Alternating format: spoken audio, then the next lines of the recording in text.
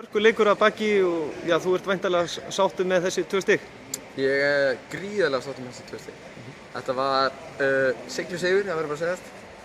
Og við hefum getað spilað betur kannski, en þetta voru 2 mikilvæg stig.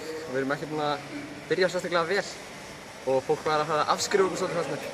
Þannig að við sýnum bara í dag að við erum með hörku lið. Fullt af frábæru leikmönnum sem þurfa bara að sýna sig betur og spila á getu í staðinn fyrir að alltaf spila undir getu. Leikurinn var nú mikil átök á tímabili og já, það lá við hálfpartinn svona líkamsárás. Já, mér fannst dómarinn dæma þetta þokkalega, það er erfitt að dæma þegar það er svona æstu leikur, en svo eiga menn bara að læra að halda kjafti og spila handbolta. Það verður alltaf að tufa í svo, að reka sig út af þennan þjálfarinn til maður sem á að aðeins að fara að slaka. En ég veist það. En nú hérna eru þið komið með þessi 2 stig og þið eru að byrja tímabilið núna og já, þið eru væntanlega svona að smella saman, hægt á bítandi, komið seint inn í mótið? Já, við komum seint inn í mótið og við erum kannski búin að ná 10 æfingu saman í heildina, en við verðum flottir örugglega í 3. umferðinni.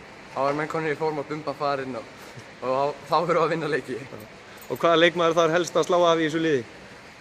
Kristinn Björgvinsson. Það 2 mínútna maðurinn, eins og ég kalla núna.